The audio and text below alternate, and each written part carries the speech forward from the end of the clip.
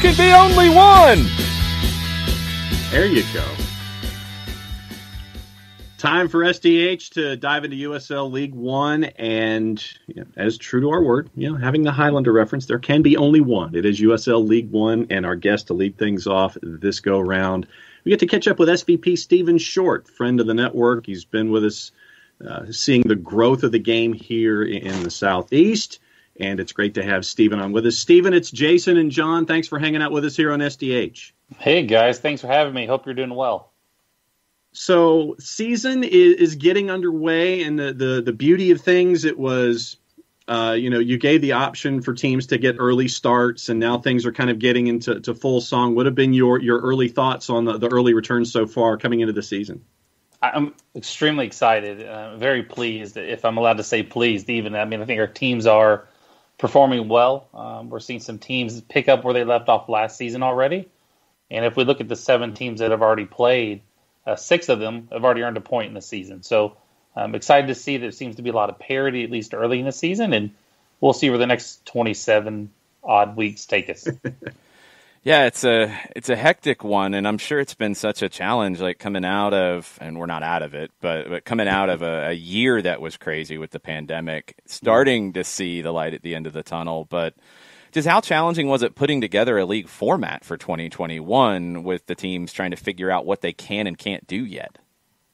We actually started on it late last year. Once we start wrapping up a season, we'd like to look forward. And obviously at that point, no one really had an idea of what 21 was going to look like. So I really can't thank our teams enough for showing their flexibility and coming to the league with ideas as we were throwing ideas about there what the league could look like. Certainly, we start discussing format with them, when to start. You see that this year in this flex period forward, because we have some teams that want to play a little earlier. A lot of that's due to venue, but some of them may want to play a little bit later, and that could be even due to venue or municipality restrictions. So it's been flexible. I think it's been a learning experience for everyone involved. No one ever thought we'd have to deal with a pandemic in our lives, I guess. But very proud to see how our teams have pulled through it and what they want to do moving forward.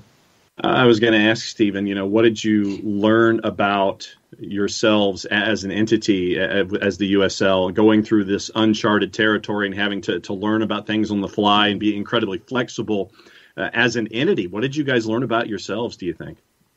I think there's a lot of hidden learnings in there, but I definitely can tell you that it was we had to learn to do it remotely as well from the league office. Most of us have been working from home for the past year as well. So you don't have that ability to sit in a room with everyone and have that conference. It all has to be done digitally, and that's global, a global learning certainly. But I think it's learned you have to continue to communicate more and be more open and continue to show or share ideas of, hey, here's what we're thinking, and to be honest with the feedback, whether teams will make it work. And certainly, like some other leagues, we have different challenges, right? With different, whether you own a stadium or if you're leasing it, or different municipality restrictions from state to state certainly has been a challenge. But we've been very open in trying to find a model that would work for all the clubs to make sure they can get back to playing. And you look at what Toronto's having to do this year, with having to play out in Arizona and then into Orlando and maybe back in Toronto. So it's not like all the problems have been solved yet, but we're continuing to work through those. And our teams, their players, their staffs, you can't thank them enough and see how hard they're working to really represent their communities and make sure that they're providing hope, maybe a light at the end of the tunnel even per se. But it's definitely been an interesting process to go through that I think we'll all come away with we could all write a book maybe when this thing is done and enjoy it. How frustrated were you last year after getting through everything, finding a way through it, having a great season with a lot of interest around the league, a lot of great stories. You get to a final and you're unable to actually have the final with Greenville and Omaha. Yeah, it was unfortunate. You plan for that. As an event manager in leagues, but it was extremely unfortunate. I know our fans wanted to see that match. We certainly know both clubs wanted to play that match. We had that tropical storm that moved through the morning before, so it was kind of like a perfect storm that happened up there. But everyone was safe. That's at the end of the day what was important. And it's kind of interesting because it leads into this year. And our first match on linear television for League One will be that Omaha-Greenville match in Greenville. So maybe that was, I can't say that was intentional by any means, but it's kind of neat that we can pick that story up and take it into this season. But again, I think it was important. Safety is our number one priority for our players, for our fans, and for their communities, and it was the right move. And it's another step in the process, Steven, that you're talking about with the television contract with ESPN. Obviously, every match on ESPN Plus, that's been a part of the deal ever since day one. Now you're getting that linear activity as well. Obviously, it's another big step for the league and for the process when it comes to everything and to promote what's going on in USL League One. Linear television is always kind of that big, I wouldn't say stake in the ground, but it's a huge moment for the clubs. And ESPN Plus, having that from day one in League One, I mean, that was that in my book's a big win. It should be, because it extends our club's exposures, their brands outside their local markets, and even the international markets, which we've seen. So, you can become the second or third team of choice for someone that doesn't live in that market. If someone's in, we saw over in Cork, Ireland, when Stephen Beatty came over and played for Chattanooga, I think we may have been the most supported non-Irish club for a while. So it was exciting to see that and to see the fans jumping behind those players. And who knows where this could take us, but we'd certainly have seen the impact in the championship. It was certainly, we wanted the game on linear television last year for the final, but kudos to our teams and our internal USL team for making this happen and providing this opportunity, because I think it's going to show very well, and as well give us more opportunities down the road to show you what League One teams can do. As you start to look ahead, I mean, when League One was announced, I think the plan was to try to get a larger number of teams than you have now. Of course, a pandemic kind of slows everything down. How far do you think you are off of that track, and what does it look like as you look a year, 2, maybe even 3 down the road for potential growth in the league? Oh man, I could spend all day talking about this with you. So, interestingly enough, the pandemic didn't kill any of our expansion discussions. Awesome. There's a couple that probably were slowed down a little bit, and I think that's understandable. Yeah. But it didn't really stop any, and that's thrilling to see. And people see the value in League One. Matter of fact, I've been on the road twice in the last month to the same market as we try to get that one done. I can't tell you which one it is yet. You can break that news if you want, Steven. I could, but I like my job, and so I'd like to keep it for a little bit at least. But we're excited to see that people are excited about League One, and now we're talking with groups that are, getting that initial base in. Those are the founders of the league. That is a key component of what we wanted to do. They saw the vision, they share the vision, and they're going to continue making us better. And then you're going to have those that come in now moving forward that are building upon what's already there and what we're growing. So it's great to see the dynamic within the room and everyone wanting to learn from each other and share with each other. We're not too far off the number, which is great. Awesome. We're still striving to grow the league, but grow it properly. And that's with the right ownership and, in the right markets, with the right venues, and to make sure that we can make that community impact the way that our clubs want to properly. SVP Steven Short, USL League One, hanging out with us here for our weekly dive into USL League One. And you've added North Carolina FC into the equation this year as one of the 12 teams that are on the board. And it's another step in the regionality that we're seeing. And the Southeastern footprint obviously has been very, very strong with USL League One out of the blocks. North Carolina FC adding to that. And we were talking about teams that are being added. You're looking at Central Valley coming in out west, Northern Colorado coming in out west to help out with the Western footprint. And I think that this is part and parcel to the growth, and the keys to the growth for USL League One is getting that regional rivalry element squared away. And you're really getting that out of the blocks too. 100%. That's something that we wanted to institute from day one when we looked at building the league, was really regionalized pockets, so to speak. And one, it allowed for fans to travel between markets, but also allowed us to make it as efficient as possible for the clubs. And so Central Valley being a West Coast anchor for us is huge. I'm excited to see what the Ruelas family is going to do out there. And they definitely have a strong soccer community in Fresno. So we're excited to see that. Northern Colorado Online building their venue now. I was at the home opener for Colorado Springs, the Switchbacks, when they came into the championship. And you just look at it, you're like, there's a good opportunity here. Now they're in a new stadium. So we want to continue that path of growing forward. And you see a little bit of the footprint from the championship that's been laid down, like growing out west. And then you build a regional pocket out west. And then that allows us to start growing the league and ultimately getting into conferences and divisions when we get there. It never happens from day one, and that's understandable. But like I said earlier, if we build it right and intentionally, it'll allow us to do that to the best of our ability. So we're seeing some great rivalries come to fruition, and North Carolina is going to be fun to watch this year.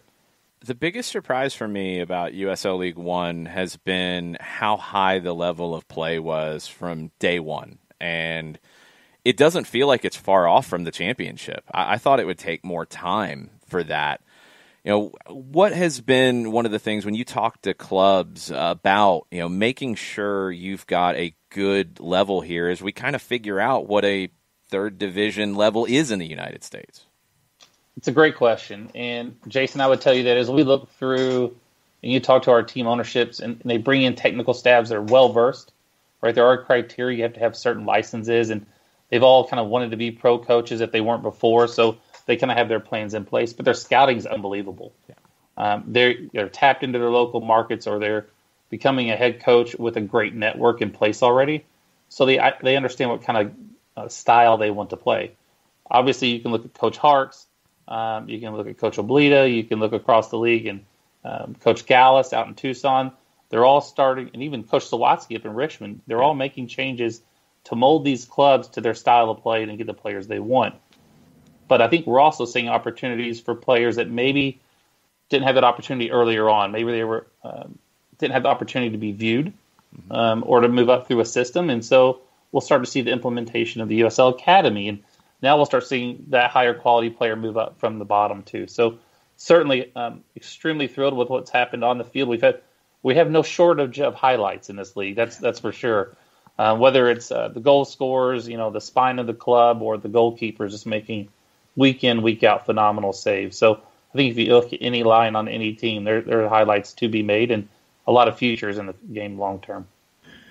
In a normal year, when it comes to USL League One and your travel and looking at venues and prospective franchises, things like that, what's your frequent flyer mileage looking like and your all your hotel points? I mean, how much elbow grease are you putting into this to see the league continue to grow?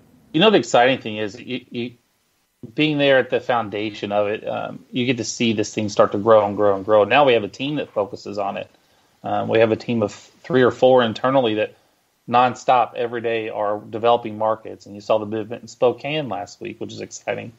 So not me personally, but happy to be able to lend the weight when I can, or at least a phone call if I have to. But our team's doing a great job. We're active in over 30 markets across the country at least.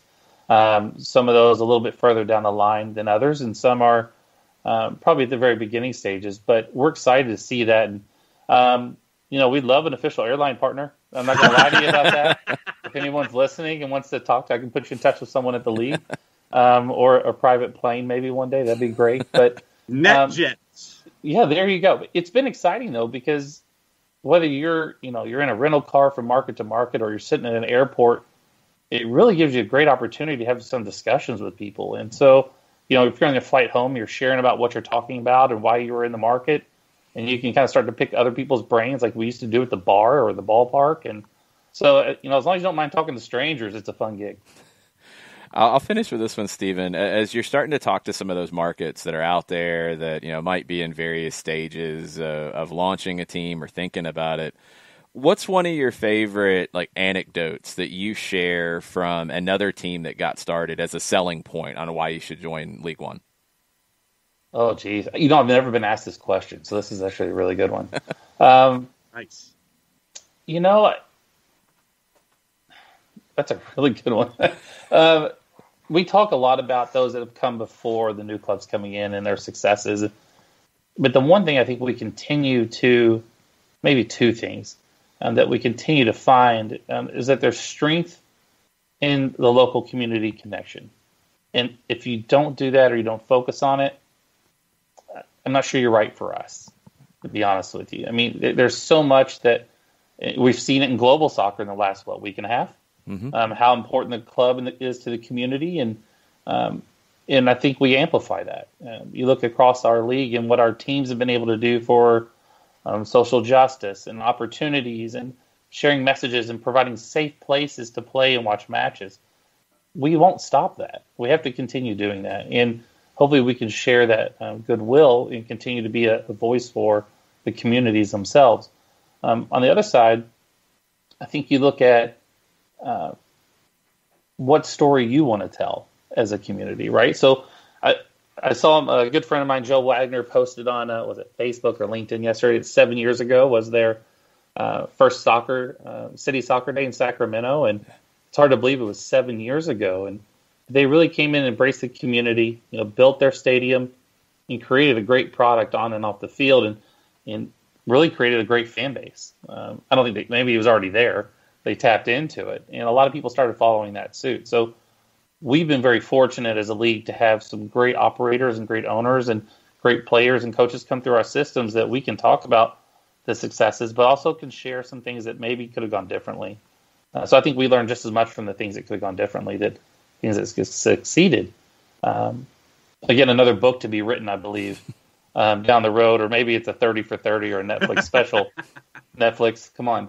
But I think we can, we look at those. And so we do a lot of market comparison. So if a market's a certain size or someone's looking at building a stadium that's similar to what someone else has built, we have that connection of clubs and that family, if you would, that they all want to see each other succeed. So they have no problem picking up the phone or, welcoming a prospective team owner into a match, which we'll be doing this summer, have a couple people visiting matches to see, especially what happened in New Mexico. Oh my goodness. Absolutely unbelievable. So it's fun to watch. I just can't wait till we can start visiting again. Senior VP, USL League One, Steven Short, at USL Steven on Twitter, at USL League One, ONE on Twitter. Steven, as always, it's great to catch up with you here at SDH as we've continued to see the growth of the league and the growth of the sport here. And it's once again great to see you and great to catch up with you. We'll be catching up with you soon and get those miles and get those hotel points. Well, don't forget, Friday night, we've got a championship match on ESPN2, Phoenix and San Diego at 10 o'clock Eastern. So we'll be excited to watch that one. And you can watch League One Saturday and Sunday on ESPN+. What he said. Great promo. Way to cut the promo, Steven. Good to see you, my friend. We'll catch up soon. Thanks, guys. Have a great morning. Thanks, Steven. Bye. Steven Short. Always good to catch up with Steven. And, I think last time that we saw him in person was at the groundbreaking of the stadium down in Statesboro with Tormenta, and seeing him as a part of that, and just once again seeing everything getting to where USL League One is right now. You got the 12 sides going at it, and the gradual rollout of the schedule. 5 teams still haven't played when it comes to what's going on right now in USL League One, but you've got a lot of teams. Really, you've got five of the teams right now with one win on the board. North Texas, Richmond, Union Omaha, who knocked off Tormenta at home this past weekend. Greenville with a win on the board in their only match. Fort Lauderdale's already played 3, Fort Lauderdale CF, and they've kind of been up and down with loss, win, loss. And Revs 2, they are 1-1 coming out of the blocks. Chattanooga, FC Tucson, Forward Madison, North Carolina FC, TFC 2 have not played yet. Tormenta is 0-2 coming out of the blocks. This week in the schedule, once again with the gradual rollout we were talking about with Steven, you're looking at, when you look at the month of May, Saturday, it's going to be opener at Legacy early with Greenville and North Texas. And you've got simultaneously 7 o'clock, you've got Tormenta and FC Tucson. FC Tucson making the long road trip from one end of the planet to the other. And then Sunday, the one match, Fort Lauderdale plays their 4th match of the year already, going up against Richmond. So that's your look at the schedule coming into this weekend. Greenville with a huge win last week on the road in Richmond, the only road team to win last week. They get a team in North Texas come into town who had the big win 4-2 over Fort Lauderdale. That's one to absolutely keep an eye on. Saturday, 7 o'clock, ESPN+. South Georgia Tormenta. It's been a disappointing start. You lost the home opener. You went out on the road and lost to Omaha. That's a tough trip. Need a win against Tucson on Saturday at 7. And then Fort Lauderdale and Richmond. Fort Lauderdale's been up and down. Richmond coming off the loss to Greenville. 2 teams that I don't know if we really know who they are yet. That's on Sunday at 7:30. Looking at Team of the Week from this past week, and there's presence from a lot of Greenville, and there's also some Omaha in there. familiar names, Tyler Pollock, who we've talked to in our 1v1s and Greenville Triumph Weeklies. He's on the back line along with Faraday Sosa from Omaha, Max Hemmings from Greenville, and Derek Waldick is also on there as well. Connor Doyle from Omaha in the midfield, along with Noah Pilato from Greenville, Zaka Moran from Richmond, and Thibaut Jacquel is your player of the week. And so he gets player of the week honors from North Texas. Greg Hurst and Gibran Rayo will knock out the rest of the team of the week. But Jacquel gets player of the week honors for his brace in his first match for North Texas, first half equalizer, and free kick gets the Duke for North Texas and gets Jacquel player of the week honors in League One. We had a question on the Twitch pitch from Bernd Dursberger. Why is Tormenta struggling? It's a little hard to tell at this point in the season. I think it's too early to jump to big conclusions. I think the further down the ladder you go in terms of MLS to Championship to League One, the more pronounced some of the challenges can be when you're dealing with what you're dealing with right now. These teams started training later, so for a team like Tormenta with some new faces, it's a little bit harder to implement them. Travel is more difficult because it's not. I don't know how they traveled to Omaha exactly, and that'd be an interesting question to get answered as we go right now, is what does travel look like in League One? I don't think they're chartering flights at the moment. That's something that's beyond the budgets of these teams. So Statesboro to Omaha is not exactly an easy trip. What does that look like? How challenging is that? I think home field advantage is even more pronounced at this level for games like that. If it's Statesboro to Greenville, different conversation. Chattanooga, different conversation. You can charter a bus. It's pretty comfortable travel. It's not ideal, but it's doable. Omaha, we're having a whole different conversation. I want to see more games from Tormenta before I get there, but the Omaha trip didn't surprise me. The home loss to Fort Lauderdale surprised me. That one I didn't expect. So we keep an eye on Tormenta going forward to see what exactly is the situation there, because I don't have the answer yet. And I want more time to figure that one out because it's just a challenging year. It's good to hear from Stephen Short that teams maybe were not quite as affected as we worried about in League One. They've been able to stay on course. Smaller venues, smaller crowds, but smaller venues, smaller stands, but still the ability to spread out. I think maybe USL League One was able to get people in the building last year in bigger numbers than we would have expected. In Statesboro, they've been really forward-thinking about this to the point that I think they vaccinated almost 40 people at their home opener with their first shot. That's it doesn't sound like a lot, but that's an amazing accomplishment for a League One side to be able to do.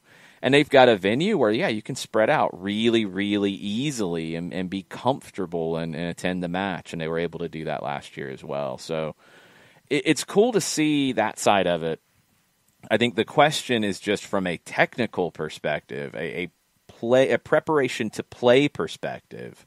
What has this been like? Has it made travel harder? Has it made those road games harder to get results? It's one of the challenges here that as we talk tactics, as we talk about recruiting players and stuff like that, just the simple logistics of getting from Statesboro, Georgia to Omaha, Nebraska, and playing a match and being competitive. It's got to be a huge challenge right now, a bigger challenge than usual. Yeah, I mean, you're looking at the teams in this league, and there aren't a whole lot of major hubs. I mean, yes, Chattanooga has an international airport, but then are you going to Atlanta? Are you going to St. Louis? What's your route to get from point A to point B, especially if you have to go out west?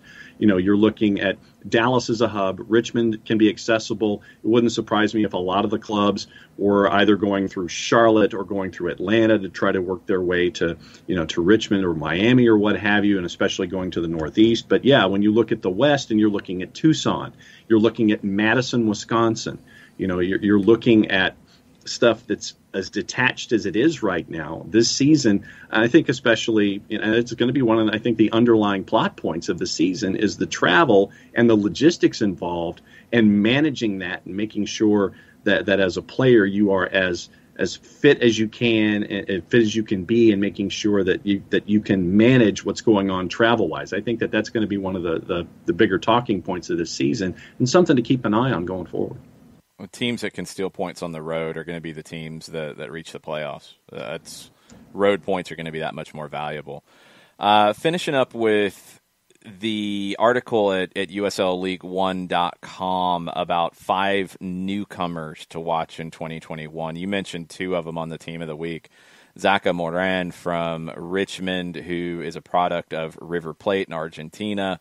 Darren Sawatsky went out and brought him in. He's done really well so far. Thibaut Jaquel with North Texas. His professional debut, he was from Lionsbridge in USL League 2, was selected by FC Dallas in the Super Draft.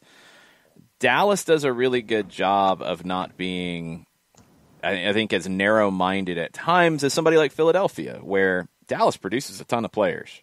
They develop a ton of players to their academy. But they find diamonds in the rough outside of their academy in the college game, too. And North Texas can be a spot for that. Nicky Hernandez, a Dallas kid who was outside of the FC Dallas Academy, went to SMU. They brought him into the League One side last year, liked what they saw, drafted him to get his MLS rights, and he's on the first-team roster now. Like, I love where Dallas doesn't just say, trade all the draft picks, we don't care about the draft.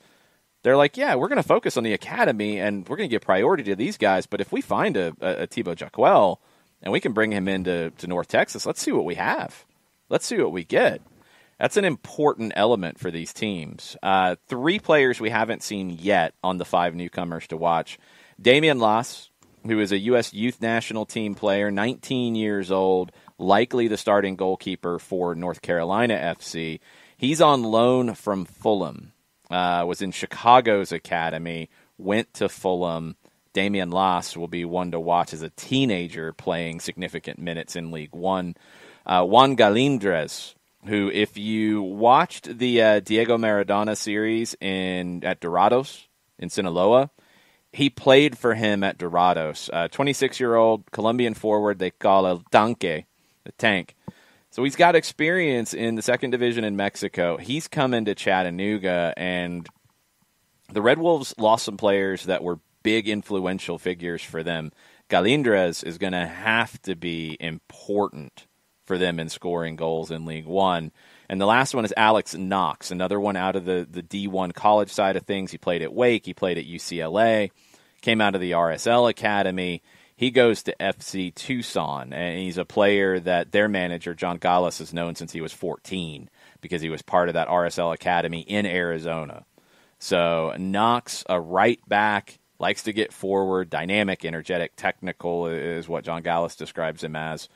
3 very different kind of players that we haven't seen yet in USL League One to keep an eye on. And you see all of these kinds of players coming into League One now, whether it is a teenager getting big professional experience, whether they're on loan from a foreign club or whether they're coming out of one of these academies in League One, whether it's a player coming out of college who hasn't been tested at the pro level yet, or whether it's somebody who's a seasoned pro and comes in from another country and sees League One as their jump-off point. The level of play, the overall ability across the league, far better than I expected coming into what, launching a Division III professional league would be like. It's a credit to the teams, and it's a credit to their scouting networks that you're getting these kinds of guys. You muted yourself, John. That's what I get for trying to tweet and trying to talk at the same time. That's our look at USL League One for yet another week. Catch the games when you can on ESPN Plus and linear TV. What's the name of the series, John? What's the name of the series? What's the name of the show, John? Oh, it's SDH's look at USL League One. There can be only one!